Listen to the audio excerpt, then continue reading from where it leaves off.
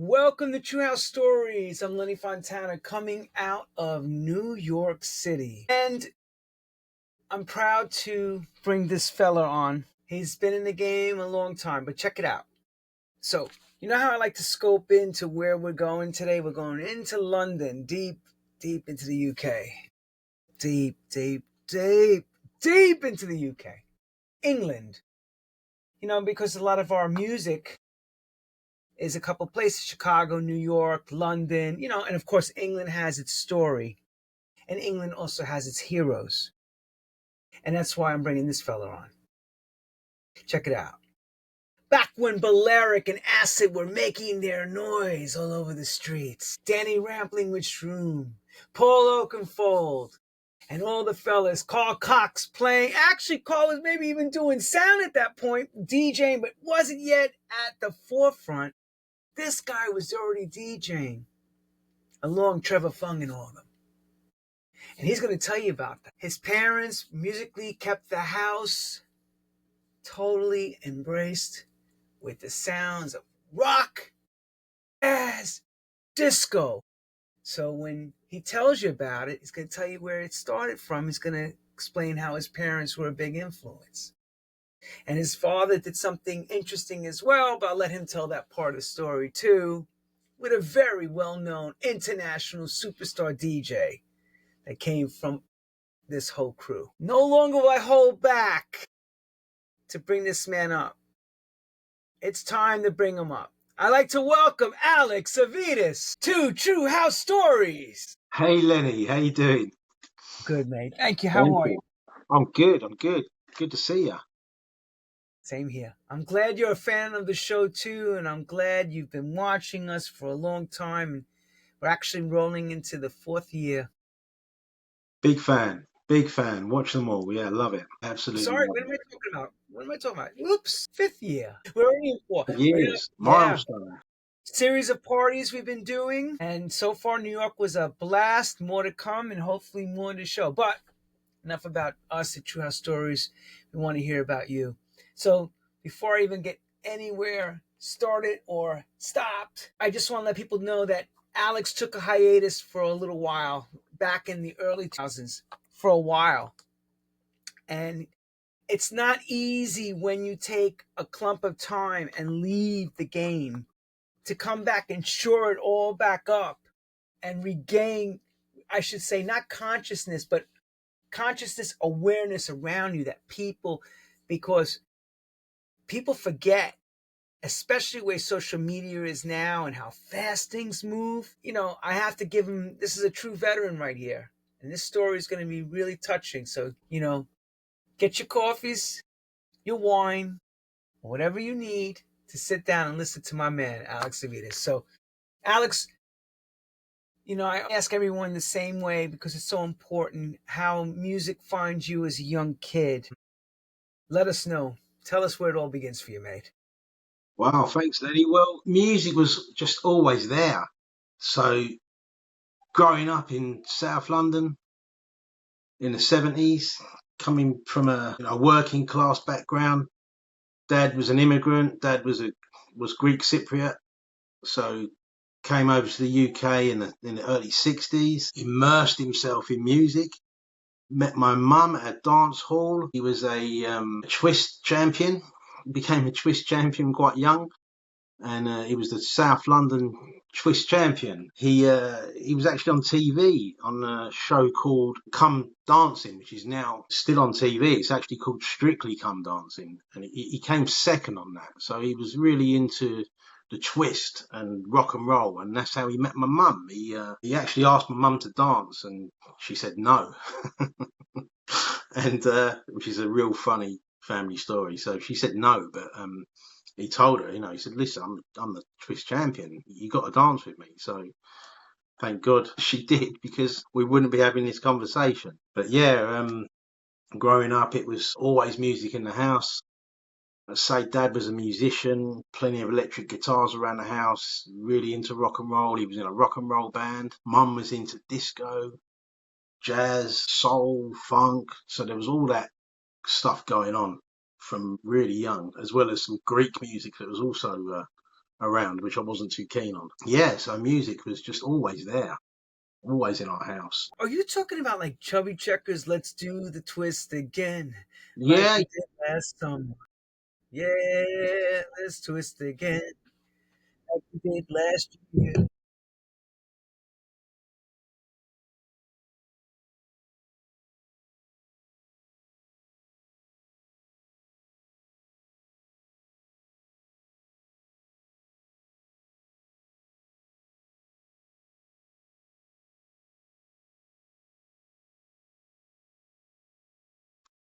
so all the kind of rock and roll stuff, Elvis, all the 50s stuff, the 60s rock and roll. So yeah, always music was just always in the house. Well, when you say rock and roll, true rock and roll, Real rock and roll, yeah, the real, where it real begins, yeah, like yeah, yeah, real real rock and rock roll. and roll, Yeah, the real stuff. not Led Zeppelin rock. We talk about real Elvis That Presley. came later. That came later. So there was a lot in the 70s as well. A lot of Pink Floyd in the 70s. That was being played a lot in our house. And yeah, but yeah, growing up, that's what I mostly remember is the Beatles, Elvis, the 50s kind of rock and roll, Bill Haley, that kind of stuff, really. So that was the first stuff that I was, exposed to as a kid. Are your parents a lot older? In other words, because you're talking about the 50s. No, they both passed away now, but no, they weren't. They were probably in their 20s at the time, but they loved the sort of the 60s stuff, the Beatles and the 70s stuff, but they also loved all the stuff from the 50s. So that was just constantly being played. Wow. You see, because that influences you as a young kid, Yeah, because you're a sponge at that point. You're yeah, sponging totally. everything. Totally sponge, like just like one big fat sponge, Yeah, dry, looking for that water. that's it. Yeah, absolutely. So what music would you say that, your dad's, I know the pride must be great that your father's into rock, and of course he's doing the dance contests and touring and all that.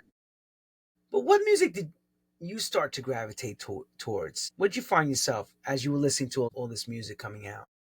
Really, when really young, the first music I can remember listening to was Bill Haley. So all that kind of rock around the clock kind of stuff, because that's what was being played, and I loved it. But yeah, and Elvis, that kind of stuff, and then it was the Beatles. As sort of an 8, 9-year-old kid, it was the Beatles, really. You know what's really funny though that you mentioned that, because now I'm thinking back to that time. From the 50s, around the 70s would have been 20 years. So I remember a couple of shows that were very popular in America. One called Happy Days with the Fung. Love that Well, show. when they opened the first song, it's Rock Around the Clock, Bill That's it. Haley. Yeah, yeah, that's And it. then you had Laverne and Shirley, which was another like late 50s, 60s show. So we were being, even though you may not have heard it on the radio, say, Yeah, these shows were playing this music. So it's kind of interesting that your parents were also playing at the same time. yeah, yeah, yeah, yeah. That show was big in our house. Yeah, loved that show. Loved Happy Days. Yeah, brilliant. Yeah, I couldn't help it because at the time I'm thinking, as you're saying all this, and I'm saying it's around the 70s, these shows were actually very well rated and well received, They were of a happy huge. time, of a happy time, basically. Yeah, Happy Days as a kid was on every week. I mean, every kid watched it. It was that was a huge show. We used to love watching that. Yeah, music and the Fonz with his leather jacket. That was good memories watching So that stuff. mom starts playing the horrible music, the evil music disco in the house. Yeah, mum was always We had we had a great record player. I remember one of these record players where it was automatic, so the needle would kind of move itself and then drop onto the record. So yeah, I just remember watching that as well and being amazed by that. But yeah, mum was more into sort of like the disco stuff, a lot of ABBA and a lot of Donna Summer, all the 70s kind of disco stuff. So that was constantly being played as well. And then dad with his electric guitars always had a guitar plugged into an amp. There was always an amp. Amp was part of our furniture in the living room. That was just constantly on. And I thought that was normal. And he had some great, great electric guitars, and I just used to love the sound of them. So yeah, watching that, and then he used to teach me a few chords, and so that's music was just always So around you us. you actually did have some little formal training of music because your dad's showing you. A little bit, a little bit. The problem with my dad is he had no patience. So he'd try and teach me a couple of chords. I was just a kid. If I didn't get them pretty much straight away, then he'd lose his rag, you know. So he was really funny with his guitars, you know. But when he was out, I'd pick them up and just like, probably sounded terrible, but I'd play them all the time. My friends used to come round and, you know, we'd all sort of get on his guitars. And then when he came back from work, we quickly put them away and turn the amp off. But yeah, so yeah, music was always there. Instruments are always in the house, which is great. Speaking of work, your occupation of your dad? Well, he was in a band, like I said, but when he first came to the UK from Cyprus, Cyprus was part of the British Empire then, so it was easy for them to come over to the UK. But he's just started off as just working in restaurants. He started off as a cashier, I think, and then he learnt the catering trade, and then he was a waiter. And Mum had a job, so they both had jobs. I think Dad had 2 jobs at the time. And then eventually my dad managed to save enough to open his own restaurant with his brother. And yeah, he had his first restaurant in the kind of mid-70s. And this is where the Paul Oakenfold connection comes in, because Paul Oakenfold's parents were regular customers at the restaurant, and they became firm family friends. So, and eventually Paul was a trainee chef. He wanted to be a chef. So he would work, I think, 3 or 4 days a week at my dad's restaurant as a training to be a chef. You had to go to college and be seen to be working in a restaurant. So that's part of his training. And although he was 10 years older than me, so I never really knew Paul that well. I mean, I'd seen him, but I was a lot younger than him. His dad was more close to his dad and his mum, but his dad mostly. His dad was a real good friend of mine, real good family friend. You had no idea at the time that Paul, nothing, right? No idea about the music connection. I knew that his dad was in a band as well at the same time my dad was in a band. So I knew that his dad was also had a musical connection, but I had no idea that Paul was going to take that path. But yeah, I mean, he was just he was just one of the chefs in the restaurant. That's all he was. Yeah, obviously later on when the acid house thing exploded and we watched his career and saw how he took off. Yeah. Here's a question. As you were growing up, what were you dreaming about becoming? I don't think a DJ or any music business stuff at the time, right? I wanted to be a pop star. I wanted to be like, I wanted to be in the music business. I wanted to be a pop star when I was really young, or a rock star, you know, as a lot of kids do, and a Formula One driver. So it was a mixture of those things. Also, I became a chef because my dad's got restaurants. You know, when I was sort of 15, 16, left school, didn't really know what I wanted to do. I thought I'll go into the family trade and learn to be a chef. So that's what I did. I learned to be a chef at my dad's restaurant, trained to be a chef, and I did that. But that's obviously almost the same time, 16, I discovered house music when house music had started. Way before that, I was collecting vinyl from very young. So I was collecting vinyl from probably 9 or 10 years old, like seriously into soul funk and bands like Halim featuring Leroy Burgess. You know, I'd bunk off school to get the bus, because I lived in South London. I'd bunk off school, skip school to get on a bus to go to Brixton to a record shop called Red Records that had all the American imports. So I was heavily into all that kind of stuff, the electro stuff as well. So yeah, big vinyl collector from way back, and then fell into DJing by accident. Who inspired you as far as a DJ when you first starting out? Who did you see that you said, you know what? I want to do this. I want to really put this together and learn this trade. Well, what happened was, as I said, I was a big vinyl collector. I'd been up to the West End of London one day. I think I was 15 or 16. I'd taken the bus and gone up town and spent all my wages on records. And I was sitting on a bus, and this young black kid come and sat next to me. He looked like the singer Terence Trent D'Arby, if you remember him. He had the same hair, very similar. And he came and sat opposite me, and I thought, oh, this guy's going to try and steal my records or something. And you know, he was looking at my records, wanted to see my records, so I showed him. And he said, "You got some great records there." He said, "I'm a DJ." And I said, "Are you?" I said, "Where?" And he said, "Ziggies in Streatham," which was the same, another, going back to Paul Oakenfold and Carl Cox, another place where Paul had recently done his first night, Fun House, I think it was. So he said to me, "Why don't you come down to the club, bring your records, and you can have a go on the decks." This is a guy I just met on the bus, a guy called Neil. We're still really good friends. He inspired me. He was great. So I took my records down, went in the club, let me get behind the decks. I'd never seen decks before. Got on the decks and had a little mess about. Obviously, it was rubbish, but he loved my records and just kept going back every week. And that's how I met Trevor Fung. Carl Cox was the sound guy. I didn't even know he was the DJ. No, yeah, them guys. Watching them guys and going week in, week out, and then got the bug. Wanted to do it. Saw the deck, saw how they mixed, and just thought, wow, I want to do this.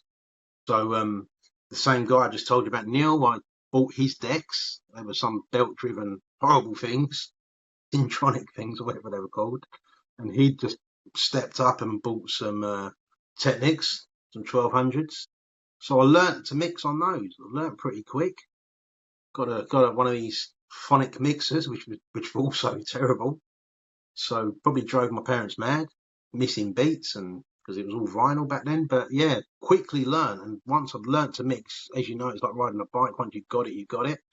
And then found myself warming up in Ziggies every week. So it was really quick. It was within about 3 to 5 months, I was professionally playing in Ziggies and getting paid, which I thought was fantastic. It's amazing because that usually takes a lot longer than that. Yeah, And not really everybody fun. gets a break. It's because that kid sat next to you and he liked your selection, changed your way. Unbelievable. Your trajectory starts at Ziggies. Yeah, Okay. Ziggies. Yeah, that was the club. How long did you tenure, should I say, there? How long was I there for? Oh, for years, really. So I'd say from probably 1988, end of 1988, right through to probably 94, 95. I was probably there every week. I became the thing with Ziggies was, once I'd gone to Ziggies, I realised that the people who own Ziggies, this is what I mean in life with connections and meeting people. There's a lot of things happen like this in my life. Meeting the owners of Ziggies. It was a lady called Mary and her son called Peter. And so they owned Ziggies. And they also had a hairdressing shop, and they was used to supply wigs. And they had a shop which was 2 doors down from my dad's restaurant. So my dad knew them. They were also friends, so they knew me. So they saw me in the club every week, and they were like, "What are you doing here?" And I said, "Oh, I'm DJing here now." And they made me the in-house DJ. So basically, what that meant was, any nights that they couldn't fill, or they needed a DJ for an event, party, for birthday parties, they used to hire it out midweek for various different events. They'd call me, and I became the sort of the club resident DJ, which was great. So you were basically on call at any time, any day. Yeah. Regardless of the situation, you were the guy.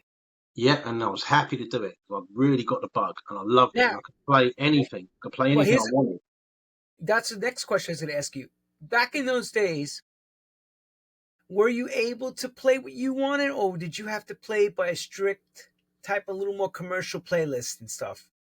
Well, because it was like end of 88, beginning of 89, so the acid house thing had just started, and obviously I'd started going out to other places and listening to music, and I'd heard the Balearic sound. So I think 1990 I went to Amnesia and saw Alfredo, like a lot of DJs did, heard Alfredo, the mix of music he was playing.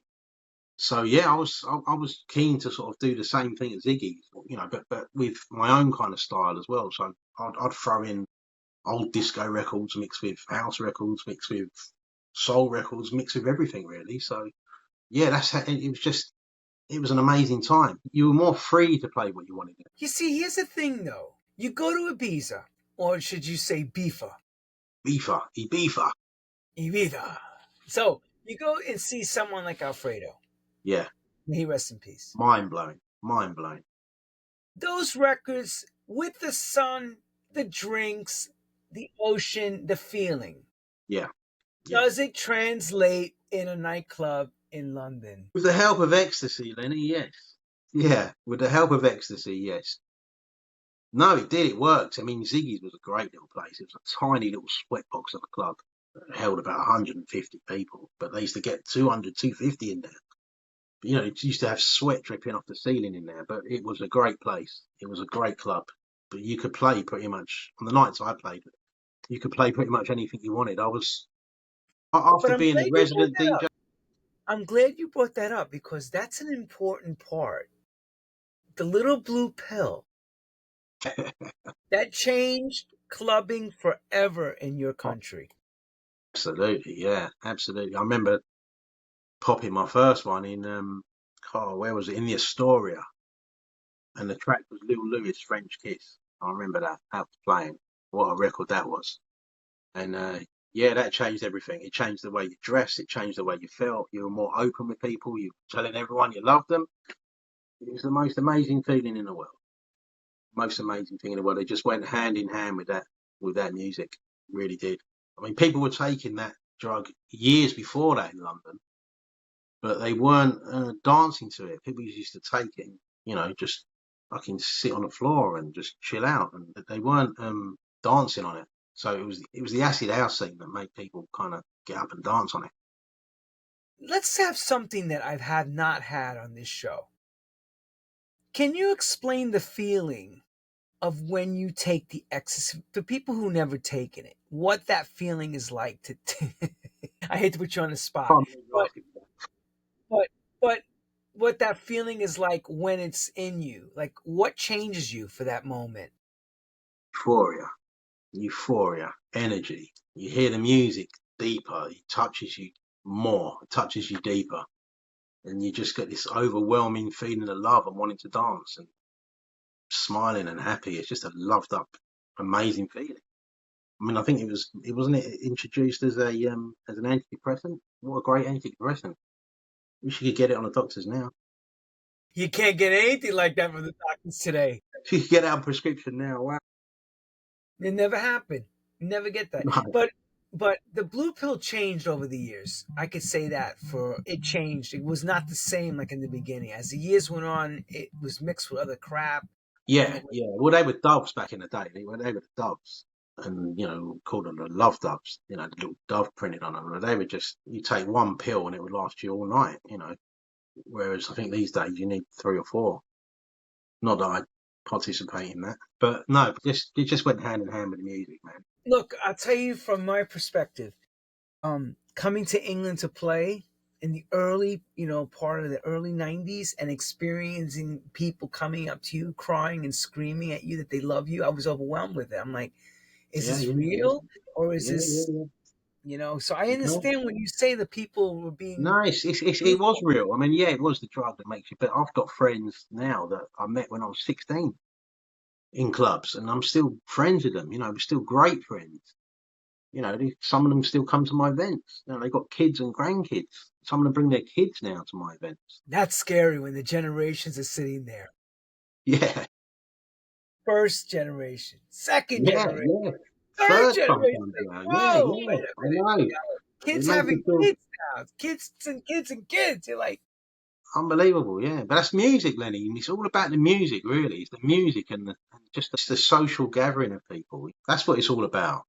okay, so you did your apprenticeship from '88 to '94. Yeah, yeah. I'm assuming after '94 you begin to have the bug of putting on your own events because now you're pretty strong and you're pretty in place now. Am I right? I think my first event was at Ziggies. It was that they needed as I said, I was the resident DJ of the club, so anything they needed filled, they'd give it to me if they had a private party on a weekday. And don't forget, in them days, in 88, 89, people were going out midweek. You know, people would go out on a Monday night, which was unheard of before, or a Wednesday night. So I was given a Wednesday night, which was their worst night of the week, and I was 17, 18 by then, and they gave me a Wednesday night. I called it Casablanca. I don't know why that name just came to me. And yeah, I did a midweek kind of Balearic house night, and we used to go out giving out flyers, and we'd be in posters in Ziggy. So you already had a crowd that used to go to that club, a local crowd that would go there pretty much, Thursday, Friday, Saturday, Sunday night, the same people. But so it was quite easy to get people to go out in them days on a weeknight. So yeah, they gave me the worst night of the week, but it was fine with me. And I'd just have people like Carl Cox on a Wednesday night in there, Trevor Fung. Oh, who else? I mean, so many DJs that went through that club. But yeah, I mean, I remember Carl Cox playing in there when I first saw Carl on 3 decks. I mean, that blew me away, watching him on 3 decks in there. I think he used to get paid 50 quid a night. I think we used to pay him 50 quid. And a drink. Yeah, I don't think he even got drinks. They probably took a couple of gigs. I said a drink. Yeah, Not drink. yeah. A drink.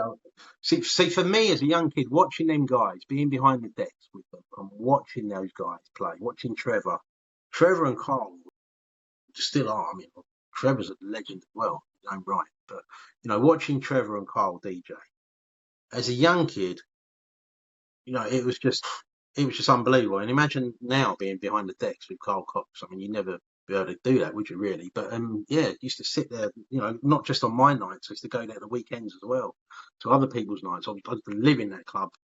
I've actually got part of the dance floor of that club when they closed it down and they demolished it. I actually took found there was part of the dance floor that had been thrown away. So I've actually got a piece of that dance floor, which I'm going to put in a frame and stick on the wall.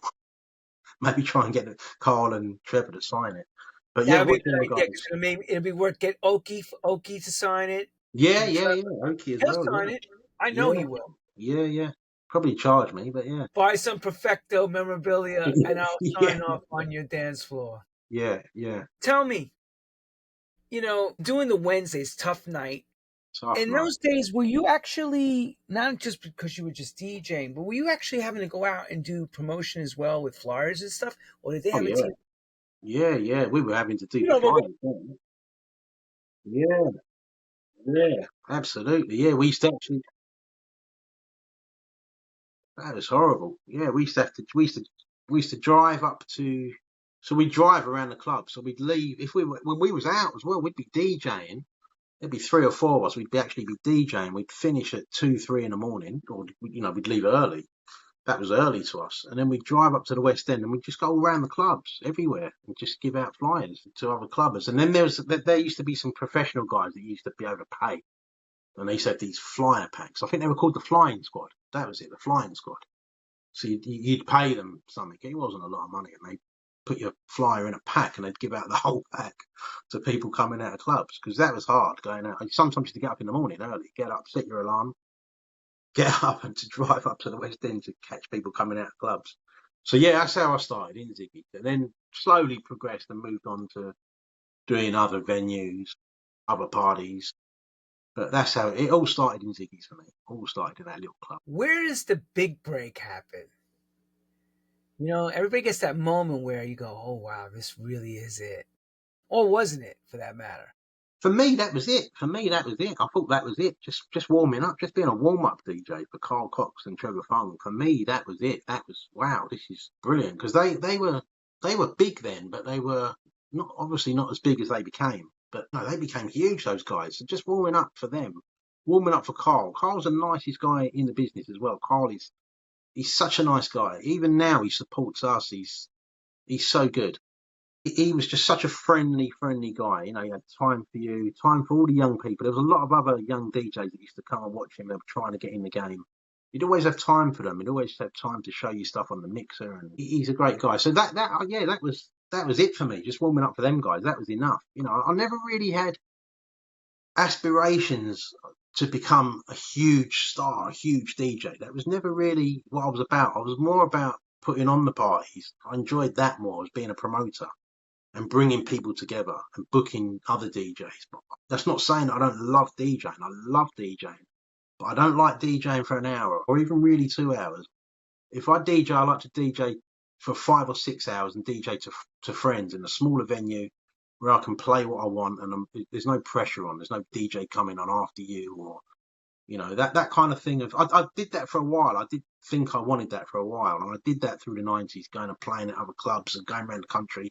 But it wasn't really me. I wasn't really into that, turning up with a box of records and playing for an hour and then shooting off. It wasn't really what I was doing. I was also working full time as a chef at my dad's restaurant. So, you know, I had a job, a proper job. But yeah, I always loved playing. But as I say, I didn't want to do the sort of hour sets, 2 hour thing. Really, never really into that. But the biggest thing for me has been doing We Are Balearic. When I stepped away from music for a while for personal reasons, as I'm sure you're going to ask me in a minute, which is fine. I don't mind talking about that. But coming back in 2015 with the We Are Balearic, that's for me was like, wow, this is it. This is my thing now. But before I even get to that question, I want to talk about that you actually, the kind of chef that you were. And the second part of the question is, how did you wind up getting into a record label? Oh, the record label. Yeah, wow, this is funny. This is really funny. This is really funny. So I'm a typical London. I was a typical London kid. We're called blaggers. We blag it. So when I left school and sort of started at my dad's restaurant, as I said, I had aspirations. I thought I wanted to be a pop star. I didn't have a clue. I couldn't even sing really, but I thought I want to try and get my foot in the door. So I wrote to every single record company there was, and one of them answered, and that was Epic Records. I somehow blagged them into like, you know, want to start a dance label or, you know, a new label, and are you interested? And I had a couple of conversations with them, a couple of interviews, and I ended up started working for Epic, kind of like as an A&R guy, but it was more, it seemed more like cleaning the studio and sweeping the floors and making teas, and I didn't like that. It wasn't what I got there for, but no, I left that. I didn't want to do that. How long did you stay at Epic before you made a decision saying that you're bigger than this? Epic Records have been in the UK since about 1973, I think. I saw them as more of a pop label. Yeah, they wanted to do like a dance part of their label with bringing more sort of, you know, sort of like the house stuff in that time. The acid house stuff had just broken.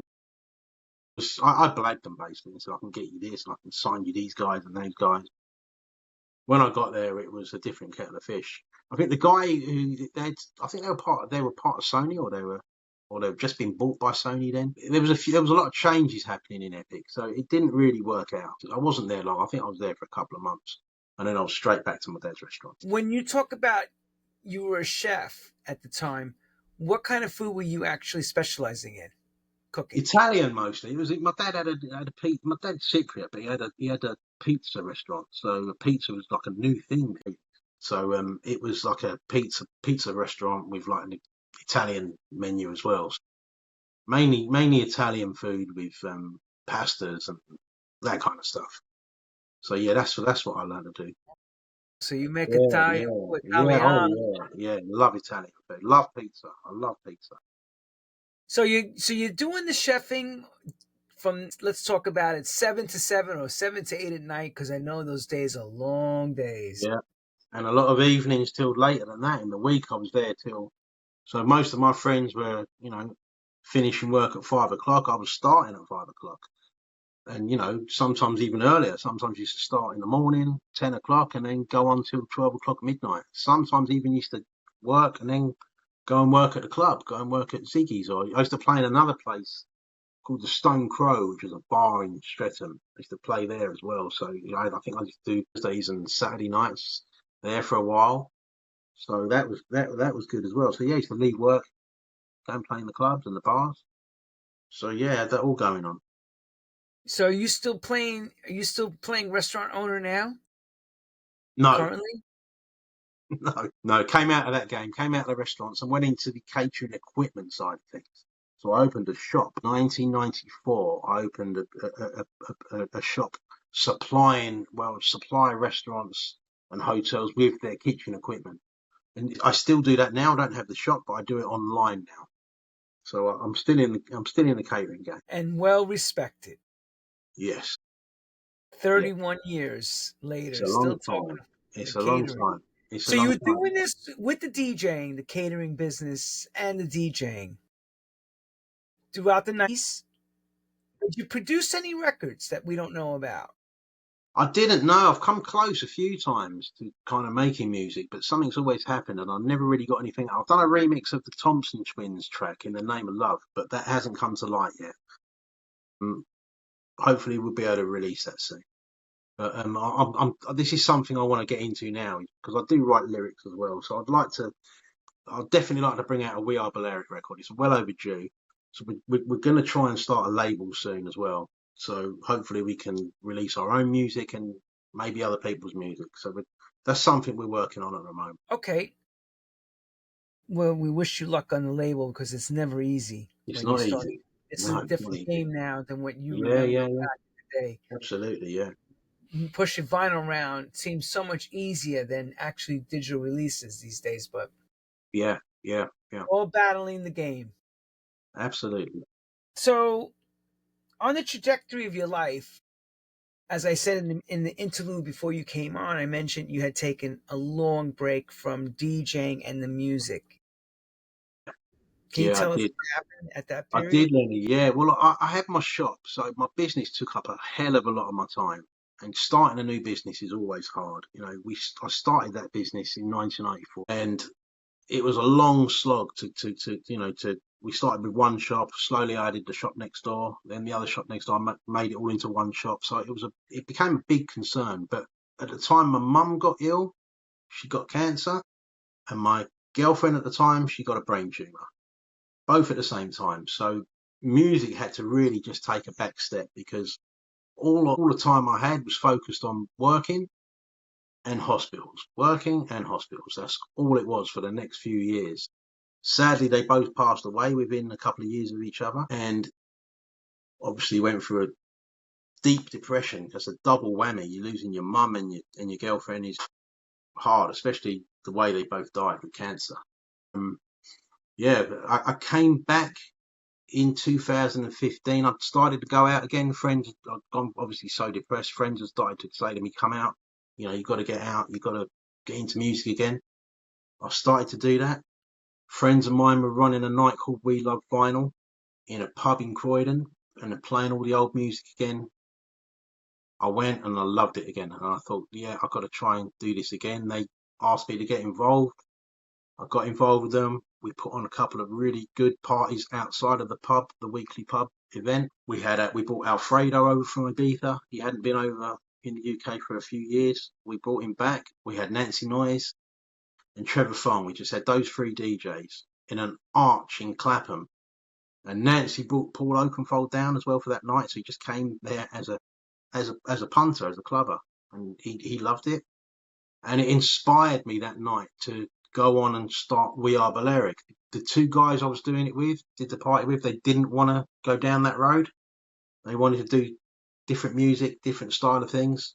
But I got that Balearic bug again, that acid house bug. So I started a Facebook page, called it We Are Balearic, as in all of us, we are all Balearic.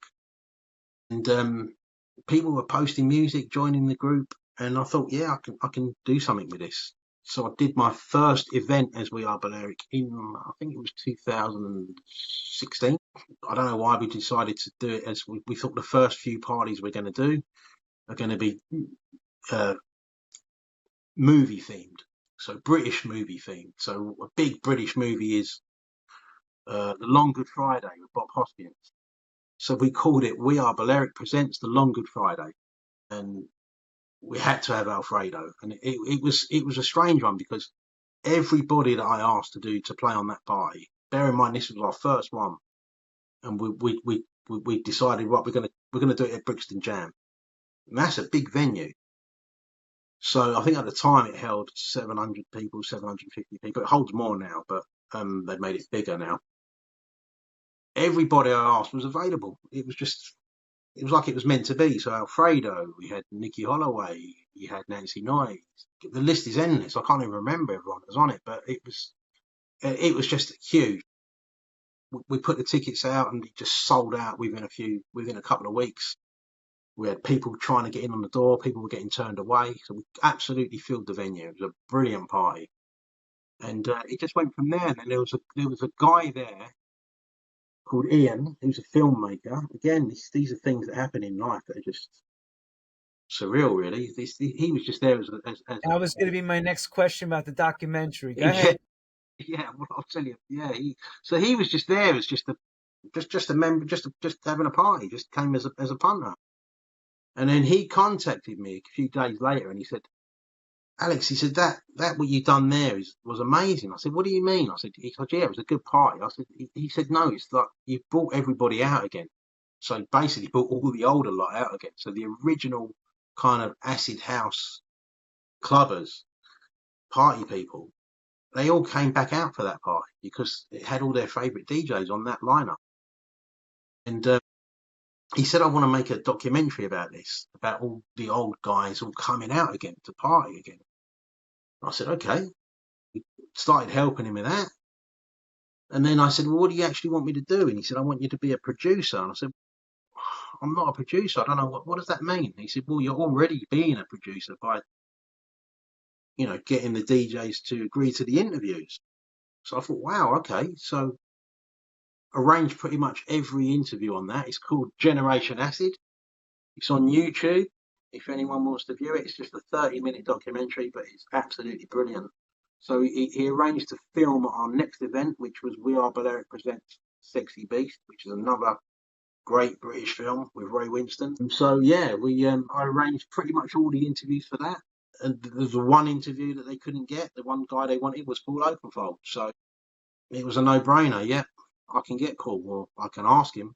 So I contacted Paul. He said, yeah, I'll do it. I'd love to do it. They flew out literally the next day, flew out to Hollywood, interviewed him, and that's the wrap. That was the last interview that they did, I think, for that documentary, and that really made the documentary something special. Well, all the DJs did, not just Paul, and that gave it a bit of kudos because he's a huge superstar. All the DJs were great in that. Everyone was great. Lisa Loud, Terry Farley. Terry's as you know, a legend. So to have Terry on there as well, and Danny Rampling, he was just brilliant. But it works out really well. Yeah, all those people are all part of the landscape of the Yeah, Balearic. absolutely. Yeah, All of them. And there's even more that we can name that were all part of the beginning of it yeah, all. yeah. All legends, absolute legends, and I'm lucky that they've all played on my parties. I'm blessed that they've been on my lineups, and still continue to, which is brilliant. Yeah. You run a good ship, my friend. We You're try, captain. yeah, we try, yeah, we try now not to have as big lineups. We try to have slightly smaller lineups now. I don't want to do parties with 20 DJs on the lineup anymore. We thought we had to in them days to get the punters in, but there's so many events now, Lenny. There's so, especially in London. See, I'm based in Margate now. I've moved to Margate now, so I'm doing events in London, but I'm also doing Margate. So we've got one coming up on the 12th of July in Margate with Nancy Noyes. We've got Rayman, another great DJ and producer, and two guys called The Evil Plans. You've got to get these guys on, Lenny. These guys are happening. They are amazing. So I think they're both London boys, but they've been down in Margate, which for your viewers who don't know, Margate is on the southeast coast of England, right on the sea. It's an amazing place, and it's a hub for music. There's just stuff going on every week. It's fantastic. And it started me moving down here. I'm now going to be playing out a lot more myself. So I'll be DJing more for other people as well as doing my We Are Balearic. But I'm doing a party at one of the best venues, or the best venue in Margate. It's called Faith in Strangers. It's a great venue. Holds 350 people. It's right in front of the sea. It's a restaurant as well in the daytime. Beautiful club. So we're really looking forward to that. And these two guys, you've got to get them on. They're called The Evil Plans. Jamie Tolley and Ed Tomlinson. And we've become really good friends, me and Jamie. I still haven't met Ed yet, but me and Jamie have become really good mates. Actually, the weird thing with that is when I say to you, things happen for a reason. Like the guy I met on the bus who got me into DJing with Ed, with Jamie, I've been following him for a while as The Evil Plans, following their music on SoundCloud and social media. And we met up for a beer because I wanted to get him onto the event I'm doing in Margate. Turns out he lives directly opposite me. Unbelievable. Unbelievable. All the places he could live. He's Talk about directly opposite me. that's the stars aligning, mate. That's it. That's what I mean. Things happen for a reason. And ladies and gentlemen, once again, Alex has foresight. And Alex rang me Yeah, and said, I want to tell my story. And then we started talking. And next thing you know, that's it. we're working on some stuff right now. We are working on some stuff, Lenny. Yeah, it's top secret at the moment, but we're working on some stuff, and it's really exciting. Really exciting. I'm You just see, back and now. that's I've how moved. life is. That's how life is. It just goes from you're not talking to all of a sudden you're talking, and everything just Absolutely, starts absolutely. snowballing. It really does. Making the move down to here has just changed it for me. I'm just so much more focused on the music now, which is great. Which is great because whenever I'm focused on music, it's when I'm at my happiest. So I'm really happy at the moment. I'm really buzzing for the stuff we've got coming up. That's great. It's absolutely wonderful. We couldn't tell you anything but just send you the best of luck. And I know you know how to do a good do. I've worked for you at your clubs. So it's Play not stuff, like I yeah. don't know. It's We not like put on I a don't good know what party. time it is. You know what I'm saying? I know what time it is. It's We like put I on a good party, and I think I'm good at. If there's anything I thought I would like to confess that I'm good at, I think I can program a room with DJs. I think I'm good at that. So yeah, I kind of like to program a room, and I like to put DJs on that you wouldn't really expect next to another DJ. So I like to mix it up, and I think that works for us. so looking into the crystal ball, because we look back into the rearview mirror. Let's look into the crystal ball. If you're looking at the crystal ball, where do you see this going towards for yourself? What's the bigger plan? More events, Lenny. So we're going to get as I said, we're going to get the record label up and running. We're going to get a website. This is well overdue to have a We Are Balearic website, really. People asking for merch and that, but I never really had the time or the energy to do that. But now I just want to get the website, make it more of a brand, but still keep it exclusive. People love these events, and we get people who, they're always ringing me. When are you doing the next one? When are you doing it? So more events. We're doing sort of after COVID was hard after COVID to come back. We had to cancel 2 events after COVID. People gave us stick for that, but we weren't the only ones. There were some big events that were cancelled. It was a difficult time coming back, but we've stuck with it because of the passion of it. I'm passionate about We Are Balearic. It's my baby. It's saved my life. Literally, it took me out of a deep depression once, and it's taken me out of a deep depression now. So, back in November, something happened, which I won't really talk about, but I was very depressed, very down, and focusing on We Are Balearic has saved me, really. So, yeah, more events, Lenny. We're going to try and do at least 3 events a year, but hopefully 4 or 5 events a year. Now that I'm down in Margate, I want to do events down in Margate and in London as well. And possibly next year, we're going to take it maybe to Croatia or somewhere further afield. But yeah, definitely going to be doing some more events with some really cool DJs. And less DJs on the lineup, longer sets. I think that's definitely the way forward. It's the only way Yeah, yeah, because absolutely. Like the the old other days. formula, that formula is becoming, part of the EDM, or I should even Yeah, say yeah, the yeah, kind of yeah, yeah. younger guys thing. You can't say that word, Lenny. You can't say EDM. Not on here. The younger house DJs, I should Yeah, say, yeah, yeah, who are playing those, they even bark about an hour. It's like, yeah, was it too long? yeah, I yeah, don't know. I yeah. don't know. Yeah, no, it's nice to have. We want to introduce more DJs playing actual records. I hate calling them vinyl, but actual records as well as just digital. But yeah, definitely longer sets. Definitely longer sets, and that's why this one in Margate we've got less DJs on the lineup. We're giving them longer time, and I just think as We Are Balearic, I think it works really well by the sea. It's the perfect setting for it. But we will still be doing events in London. I'm going to do one in August as well, back at Brixton Jam. So yeah, we're definitely going to be putting on a lot more events. A lot more events. I'm really focused on it now, and just want to push it forward and have some great parties. That's what it's all about, bringing people together.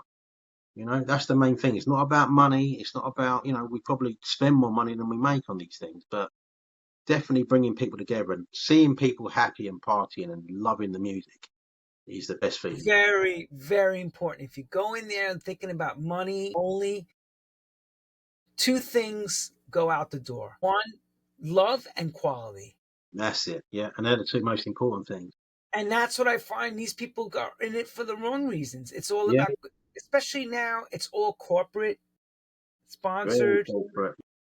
and they don't see the long game. They see it from a very short. By the third party, they don't have it right, you're out. It's like Exactly. it A lot of doesn't. these events, a lot of the bigger events, they become more like a business. They are a business. They are a business. But we're going to keep it to sort of 300, 400 people maximum.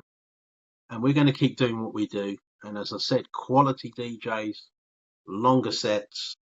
I think that's what the people want. We're getting, we do book some younger DJs as well. And we're getting younger people turning up to our events, which is great. But also the older people as well, you know. So it's all good. It's all good. It's all good. Really positive. Really looking forward to the future.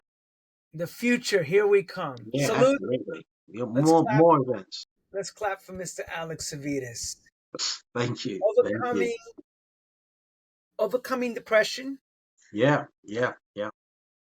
Yes, I'm going to ask you that. I forgot to ask with the depression part. After you lost your your favorite women, your mother and your girlfriend at the time, did you find yourself having to go for therapy, or did you self therapeutically get yourself? Well, that's a really good question. I'm glad you asked that. Yeah, I self medicated, basically. I self medicated. I did all the wrong things. I boozed, I womanized, I took drugs, I did a lot of cocaine, I got into cocaine. I went on a downward path, but it was like self medication, and I didn't deal with it very well. And as I said, I started WAB, but I still wasn't in a good place. It kind of saved me. It did save me, gave me something to focus on, but I hadn't dealt with it. Eventually, I went and saw a professional, and I talked about it, and I got it all off my chest. And I'm not ashamed to say I cried my eyes out in every session.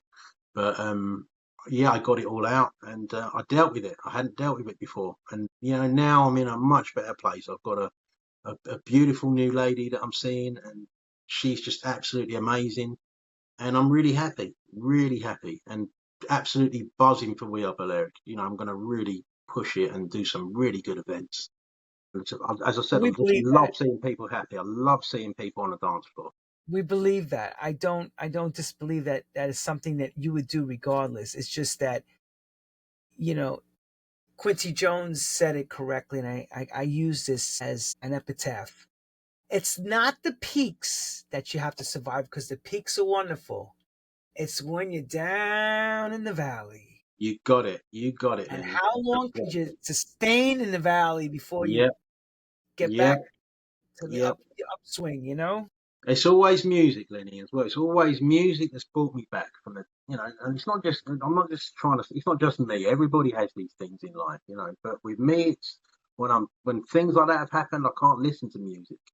Music goes out the window, but as soon as I'm starting to feel better, the music has always brought me back. It's always saved me, and it saved me again. And I'm really happy, and I'm in a good place mentally, and that's why I'm putting on some great events. Good. Stay in that place. We need I'm gonna people try. like I'm gonna try. we need people like you to keep the torch burning. Oh yeah, passion, Lenny. I've got passion for it, so I'm never gonna stop DJing. I'm gonna be DJing Because a you remember the lot good more. times. You Oh remember yeah, when it was good, when it was really good, the golden era. And oh you're now, yeah, absolutely, we're rewriting the script again. It's a whole new absolutely, way, but we want to bring some absolutely, of that golden era back. absolutely. That's it. That's right. Alex, we wish you the best on this journey. Thank you, True Lenny. House Stories Thanks will for always having me. support. Thank you for coming on. True House Stories will always support Thank all you. your endeavors. Thank you, And Lenny. That means a lot. Thank you.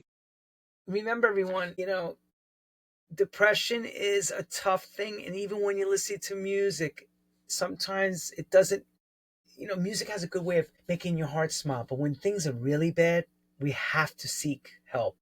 Absolutely. Absolutely. Speaking it out, talking it out is so, so, so important. So if you people out there hurting, take it from us. We're not superhuman. Even we have to talk to, therapists and things, or psychologists, or whatever it takes to help guide you out of that dark place. So for now, thanks for tuning into True House Stories. Thanks to Alex Thank you, Lenny. Savvides from the UK for sharing his wonderful Balearic story right here with us. And come back and circle again. Take care. Ta Thank you, ta. Lenny. I'll talk to you soon, man. Thank you.